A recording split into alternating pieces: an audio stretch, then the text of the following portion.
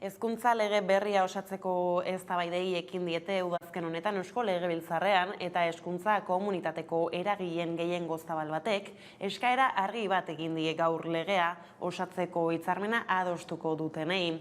Galde egin diete hezkuntza hitzarmenean berariaz jaso dezatela hurrengo legeak ereduen sistema baztertzailea gaindituko duela eta ikasle guztiei euskara gaitasun egokia bermatuko dien eredu orokortua ezarriko dela.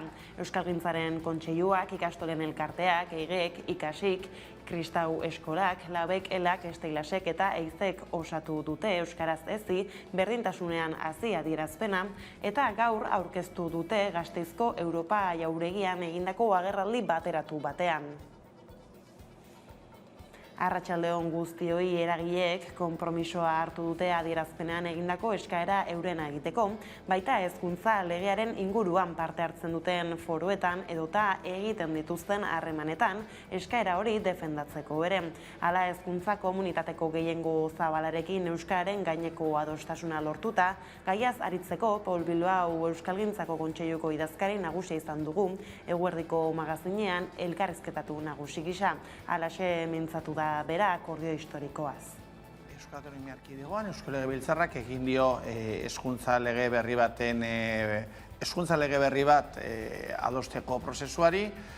Ikusten ari gara bi korapilo daudela, bat hizkuntzarena, bestea finantzazioa publiko itunpeko eta bar, eta Euskalgintzaren Kontseiluari badagokio mahai gainean korapilo bat askatzen laguntzea. Gure lana hori bada. Orduan gure bazkideekin, eragile sindikalekin lortu dugu adostasun bat nolabait korapilo hori eskatzeko. Esateko lege berri horrek hizkuntzai dagokionez zer uste duen gehiengo zabal eta kualifikatu batek. Eta hori gaur protokolizatu dugu Gasteizen eragile horien guztien babesarekin. Eta hezkuntza, Zernahi Gazte Antolakundeak eta SPS Herrialde Katalanetako ikasle sindikatuak adierazpen bateratu bat plazaratu dute Castells lege gisa izendatu dituztenen kontra. Hau da unibertsitateko elkarbizitza legearen eta unibertsitate sistemaren lege orokorraren aurka. Hezkuntzaren merkantilizazio prozesuarekin eta privatizazioarekin lotu dute bi eragileek legeen asmoa eta horren salaketa egiteko Euskal Herriko Unibertsitateko Gasteizko, Leioako eta Donostiako kampusetatik abiatuta mobilizazioak egin ditu Ernaik gaur eguerdiko 12etan.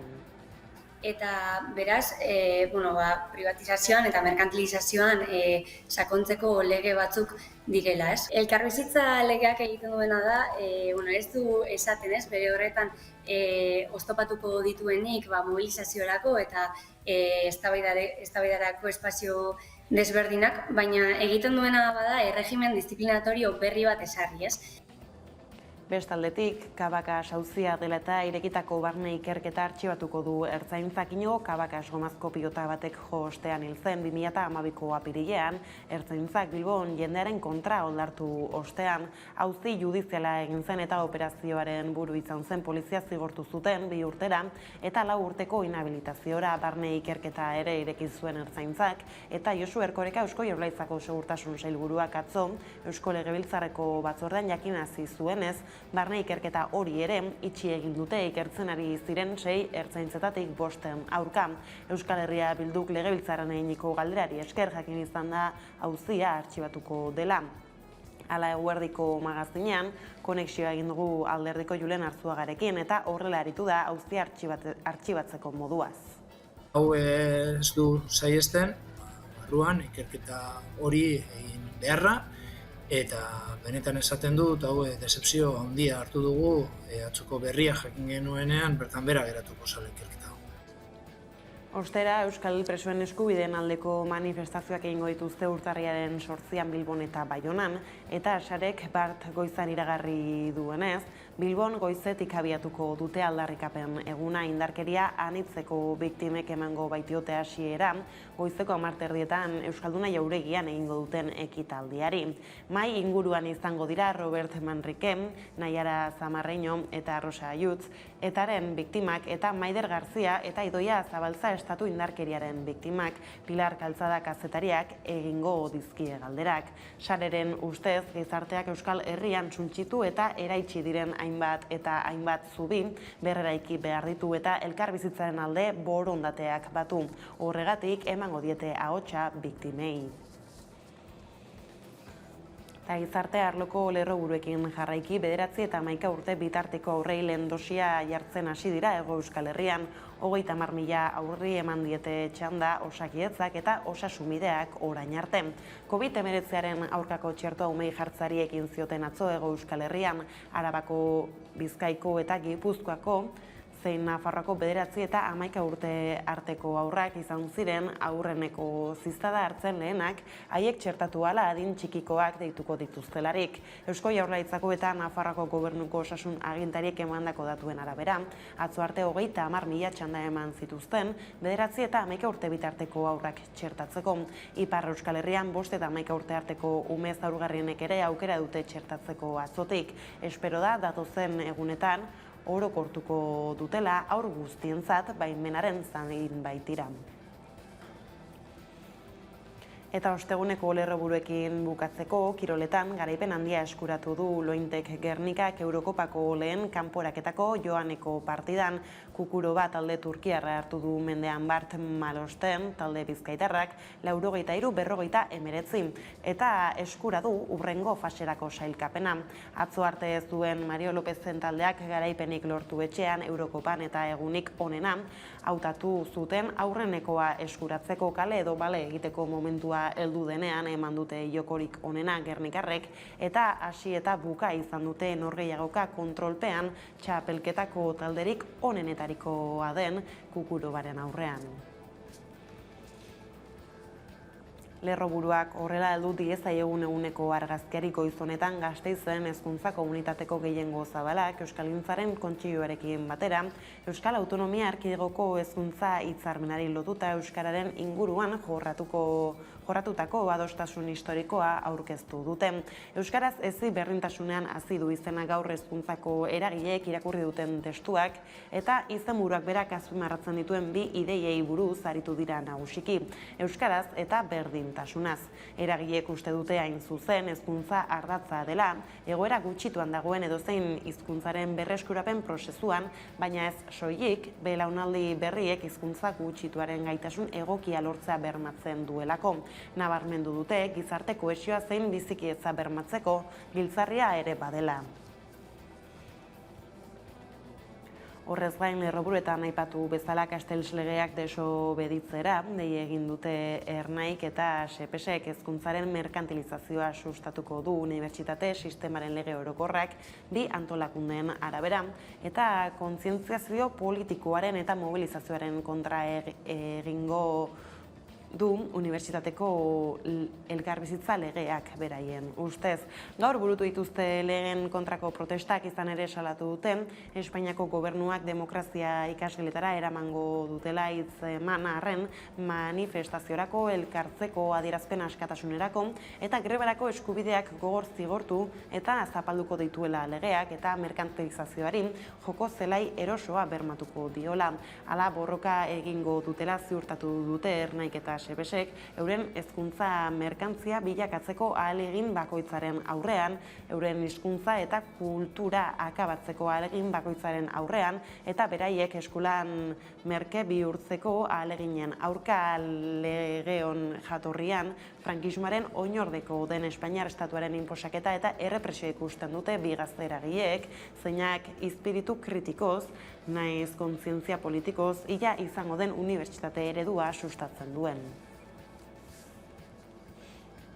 Euskaren normalizazioa eta segregazioa bi ardatz horiek izan ziren aipagai atzo ere, Eusko Legebiltzarrean hezkuntza hitzarmena lortzeko lantaldean parte hartu zuten eragileen artean. Jaurlaritzak beste hezkuntza lege bat egin asmo du eta legea egin aurretik Eusko Legebiltzarrean ordezkaritza duten taldeek hezkuntza hitzarmen bat adostu nahi dute. Horren harira mintzatu ziren atzo gizartean ordezkaritza duten zenbait eragile Udane Arbeo. Eusko Jaurlaritza beste hezkuntza lege bat egiteko bidean da, eta hori gauzatu baino lehen hezkuntza hitzarmen bat adostu nahi du Legebiltzarrak. Horiala hezkuntza hitzarmena lortzeko lantaldean parte hartu duten eragileen artean, euskararen normalizazioa eta segregazioa izan dituzte hizpide legebiltzarkideek gizartean ordezkaritza duten zenbait eragilerekin batera. Euskadiko Eskola Kontseiluak proposatu du udaletako eskola kontseiluak indartzea, ikastetxeen eta ikasleen parte hartzea sustatzea, formakuntza jarraia ematea eta proposamenen betetze maila zaintzeko batzordea sortzea. Euskadiko Gazte Kontseiluak bere aldetik euskararen normalizazioa eta ikasleak subjektu aktibo gisa aintzat hartzea eskatu du. Euskaraz ikastea bermatuta ez dagoela eta erabakitzeko prozesuen parte izan nahi dutela nabarmenduz. Ikama ikasle antolakundeak ere eskaera bera egin du, hezkuntza komunitateak eta ikasleek hitza eta erabakia izatea prozesu honetan. Horrez gainera ebaluazio sistema aldatzeko eskatu dute. Bestetik hizkuntza eredua ere hizpide izan dute. Euskaraz ikastea ezinezkoa dela eta hori bermatzeko baliabiderik ez dela jartzen adieraziz. Euskarazko doako hezkuntza publiko aldarrikatu dute eta burujabea. Bien bitartean Euskal Herriko ikasleen gurasoen konfederazioak eta ELA sindikatuak prozesu parte hartzaile bat eskatu dute. Konfederazioak bere aldetik eskatu du ituntza berehala eteteko, kohesioan eta justizia sozialan oinarrituko den titulartasun publikoko ikastetxeak izateko, euskara bizi berritzeko planak osatzeko eta akordioa adostasun sozialean eta parte hartzan oinarritzeko. ELAk berriz hezkuntza sistema publiko eta plural bat defendatu du, inklusioa eta pertsonaren garapen integrala sustatzen duena, burujabetzan pausak emango dituena, murgiltze ereduan aurrera egingo duena, feminista, ekologista, laikoa eta lan baldintza onak bermatzeko bideak ezarriko dituena. Privatizaziorik gabekoa, behin-behinekotasun gutxikoa eta ratio egokiak aplikatuko dituena. Frantziara begira berriz hezkuntza ministerioak eskualdeko hizkuntzen eta kulturen irakaskuntzari buruzko zirkularra publikatu du bere aldizkari ofizialean. 2017ko zirkularra ordezkatzen du eta hizkuntza gutxituen murgiltze irakaskuntza arautzen du. Dokumentu administratiboak ikastetxeen esku uzten du, ikasitako hizkuntza bakoitzari eskainitako denbora eta murgiltze metodoan erabiltzea posible dela dio. Frantsesaren eta hizkuntza gutxituaren maila bereko ezagutza jarritu baldintza gisa eta ebaluaketa osagarriak egingo dituztela iragarri du. Hizkuntzen kontseilu nagusia sortuko dute eta biltzarretako bat hizkuntza gutxituei buruzkoa izango da. Eragileek hala nahi bazuten ere, zirkularrak ez die azterketen gaiari aipamenik egiten. Frantziako Konstituzio Kontseiluak hizkuntza gutxituen irakaskuntzaren kontra hartutako ebazpenari erantzuten dio dokumentuak, baina ez du erabakiak sortutako ziurgabetasun juridikoa konponduko. Ikus-entzunezkoetan aldiz hizkuntza gutxituak sustatzeko ituna egin dute Espainiako gobernuak diru poltsa bat sortuko du ikus-entzunezkoen plataformek ordaindutako zergekin eta diru hori erabiliko da euskaraz, galizieraz eta katalanez edukiak sortzeko. Beste funts bat izango da pelikulak hizkuntza horietan bikoiztu eta azpititulatzeko. Hori da Errezek eta Espainiako gobernuak ikus-entzunezkoen legearen inguruan egin duten akordioa. Errezeren ustez akordio horrek ikus-entzunezko edukietan katalana egotea bermatzen du eta Espainiako aurrekontuak onartzea erraztu. Era berean negoziazio prozesuari bultzada emateko. Eta legebiltzarrera bueltan, lerroburuetan aipatu dugu ere, Kabakas auzia dela eta irekitako barne ikerketa artxibatuko du Ertzaintzak Udane Arbeon.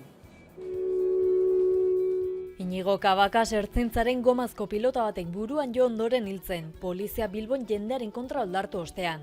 Ia 10 urte pasadira ordutik. Auzi judiziala egin zen eta operazioaren buru izan zen polizia zigortu zuten 2 urtera eta 4 urteko inhabilitaziora.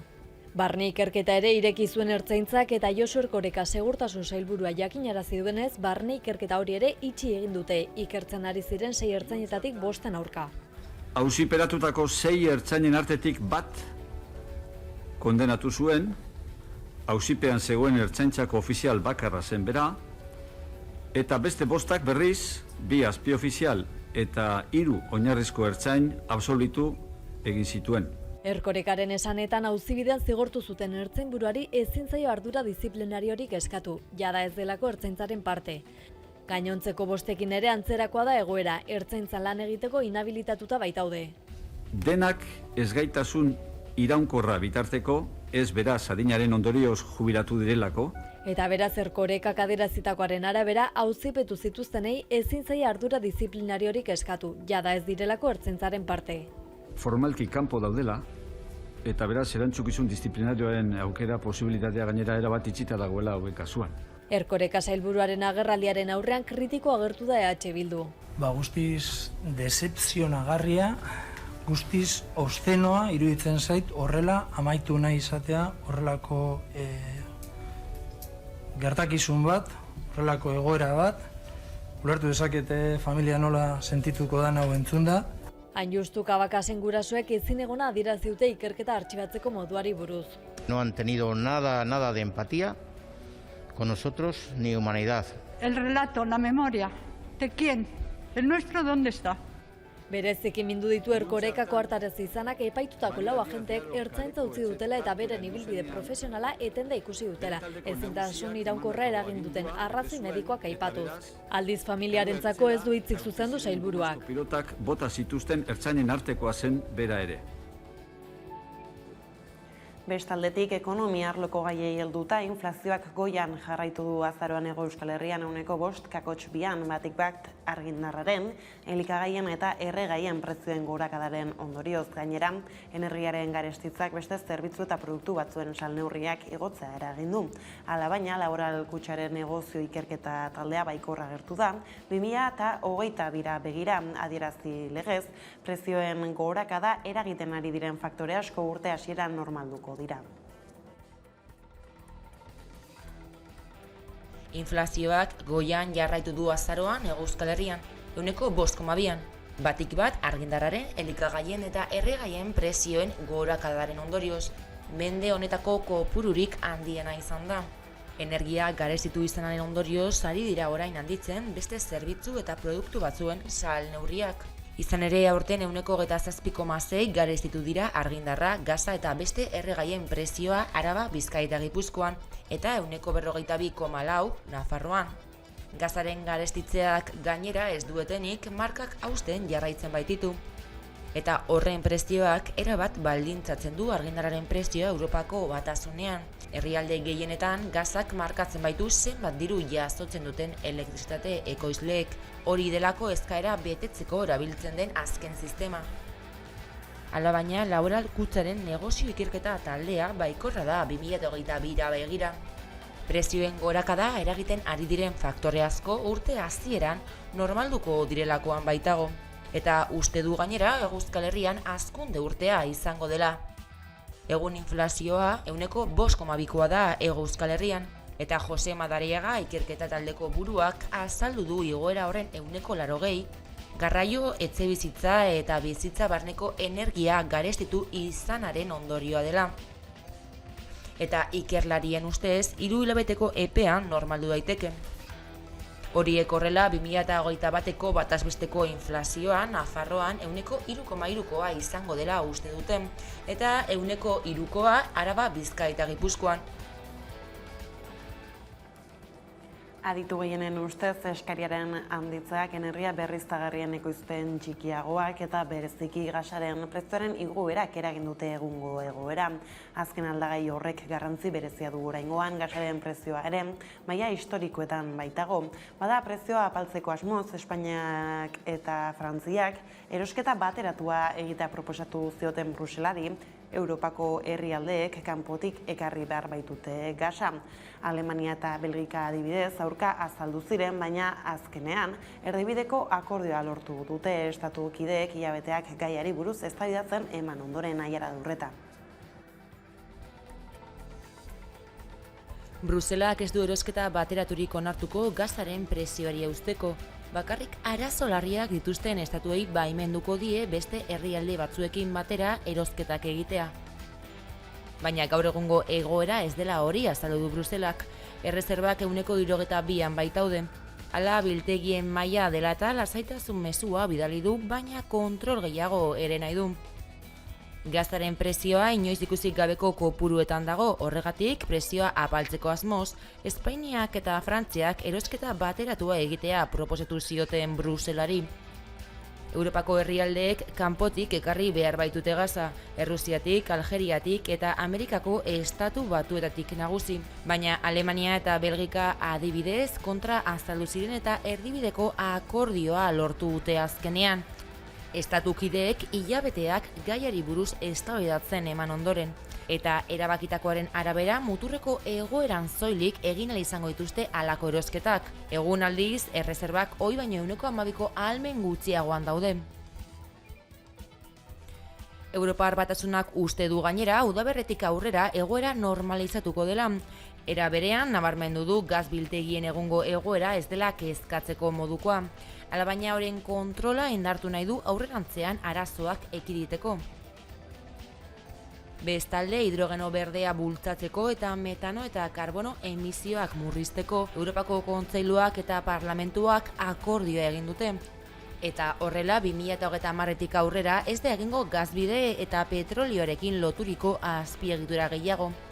Horiek horrela, Pedro Sánchez Espainiako presidenteak adierazi du estatuak izan nahi duela hidrogenoan erreferentziazko potentzia Europan zein munduan, bai zorkuntzan, bai kontsumegatik Espainiaren helburua da 2030erako hidrogeno ekoizpenean 4 gigawatt lortzea. Hau da, Europako Batasuneko hidrogeno ekoizpenen helburuaren 10%. Gaiz aldatutako COVID-19aren hueltan, Euskal Autonomia Erkidegoko aldizkari ofiziala goizean goiz argitaratu zuen atzo Iñigo Urkullu lehendakariak sinatutako dekretua, eta hortik aurrera sartu zen indarrean COVID ziurtagiria eremu itxi gehienetan erabiltzeko bete beharra, Araban, Bizkaian eta Gipuzkoan. Dekretuak zehazten duenez urtarriaren 31 arte indarrean egongo da neurria, beti ere bilakaera epidemiologikoaren datuak bide honetik baldin badoaz. Izan ere, dekretuak dio unean uneko egoera aztertuko dela, eta beharrezkoa balitz, data horretatik harago luzatuko dela neurria ziurtagirian honetan nola eskatuko den ere, zehazten du dekretuak, hala 1.000 biztanleko intzidentzia metatua 300 kasu edo gehiago duten herrietan eta hirietan, ostalaritza guztian ezarri da ziurtagiriaren eskakizuna. Eta kiroldegi, gimnasio eta frontoietan, baita ospitale, zentro soziosanitario eta espetxetako paziente eta egoilearrak bisitatzeko ere, derrigorrez erakutsi beharko da, txertaketa pauta oso hartu izana, gaitza pasatu izana, edo diagnostiko negatiboa egiaztatzen duen agiri bat. Nafarroan berriz COVID ziurtagiria zentro soziosanitariotara zabalduko du foru gobernuak datorren astean gainera gobernuak beste sektoreekin ere aztertuko du ziurtagiria zabaltzea Santos Indurain, Nafarroko gobernuko osasun kontseiariak atzo jakinarazi zuenez. Ordea, Nafarroan koronavirusaren intzidentzia handia dela eta Eguberrietako eta urte amaierako ospakizunekin kezkatuta dago gobernua, eta herritarrei gomendatu dio ospakizun horietan gehienez 10 pertsona eta 2 bizikidetza unitate biltzeko. Nafarroko gobernuak bihar argitaratuko du ebazpen bat gomendioak bildurik. Era berean Indurainek abisua eman du. Neurriak zorrotz bete ezean baliteke Eguberrietan murrizketak izatea. Izan ere, ohartarazi du ospitaletan tentsioa areagotzen ari dela, 29 pertsona baitaude gaitzak jota erietxeratuta, eta horietatik 23 ziuetan, eta hasi dira bertan behera uzten premiazkoak ez diren zenbait ebakuntza. Izan ere, COVID-19ak zeharo baldintzatu zituen pasaren urteko Gabon jaiak Euskal Autonomia Erkidegoaren kasuan Iñigo Urkullu lehendakariak eskatu du, pandemiari aurre egiteko neurriak zorroztasunez, konpromisoz eta arduraz betetzeko. Gaur-gaurkoz Gabonen bueltako neurri berezirik ezarren hala Gabonetarako aste eskas bat falta dela, eta urten urte amaierako ospakizunak nolakoak izango diren zalantzan den honetan, herritarren iritzia ezagutu nahi izan du Hamaika telebistak, beraz entzun ditzagun bilbotarrak. Gabonak heltzear daude familia eta lagunekin biltzeko garaia alegian. COVID-19ak zeharo baldintzatu zituen pasaren urteko Gabon jaiak eta ezoiko moduan afari eta bazkariak antolatu ziren. Aurtengo urte amaierako ospakizunak nolakoak izango diren zalantzan dago. Izan ere, Iñigo Urkullu lehendakariak eskatu du pandemiari aurre egiteko neurriak zorroztasunez, konpromisoz eta arduraz betetzeko. Halaber, Gotzone Sagardui osasun sailburuak ohartarazi du kutsatzeak goia jo dutela Araba, Bizkai eta Gipuzkoan. Horiek horrela, posizioak salatu du Osakidetza gainezka eginda dagoela eta baliabide gehiago jartzeko eskatu diote EH Bilduk, Elkarrekin Podemosek, PPek eta Ciudadanosek Eusko Jaurlaritzari. Gabon Jaiak Ezbaian herritarren iritzia ezagutu nahi izan du Hamaika telebistak. Bai, ospatuko dira, baina COVID dela eta izango da pasaren urtean bezala edo antzerakoa. Kontuz ibili beharko gara, da familiak banandu edo taldeek agin, da jazta. Ondo pasada da ikusan Gabonak eta jai guztiak. Bueno, izango dira igazkoaren antzera, normaltasunetik oso urrun. Ezin dugu 30ko familia ezin gara batu, egin beharko dugu nukleo txikietan. Eta, bueno, horrek ez dugu esan gure txarto pasatuko dugunik, ondo pasatuko dugu. Ni pentsatzen dut izango direla erdibideko gauza bat. Batzuek egingo dute pasan urtean bezala bildur askorekin, baina beste batzu ja superatu dute egoera guzti hau. Y pues eso, que para quedar con mis amigos, para reunirme con la familia y todo, pues hay muchas dificultades. Hala, maskara erabiltzea, pilaketak saihestea eta tertoa jartzea direla babesik onena azpimarratu du Urkulluk. Hamaika telebistak bildu dituen ahotsek adibidez azaldu dute familiakide hurbilekin bilduko direla. Printzipioz ez maskarilla erabiltzen dugu, da gero jateko orduan, ez. Neurri berezirik ez, betiko bizitza ingo dugu eta kitxo. Elkartuko gara eguneroko familiartekoak eta besterik ez. Ez dago ingo eskara asko batuko eguneroko bizitza. Gure etxean erreza da, guk egite duguna afaria, amak eta biok egite dugu bakarrik, hasi egin dugu normal, inolako proba barik bezaz ez. Eusko Jaurlaritzak ez du neurri berezirik oraindik indarrean jarri. Bien bitartean, Nafarroako gobernuak gomendatu du Gabonetan gehienez 2 familia unitate biltzea. Bada osteguneko kontuak horrela direla iritsi gara albistegiaren bukaerara gaur gau taldearen noite kantuarekin agurtuko zaituztegu. Beraz gustatuko zaizuelakoan besterik ez gure aldetik hauek izan dira eguerdiak gurean gaur utzi dituenak. Guztiak eta gehiago nahi duzuen aldiro hamaika.eusatarian ondo izan eta bihar arte.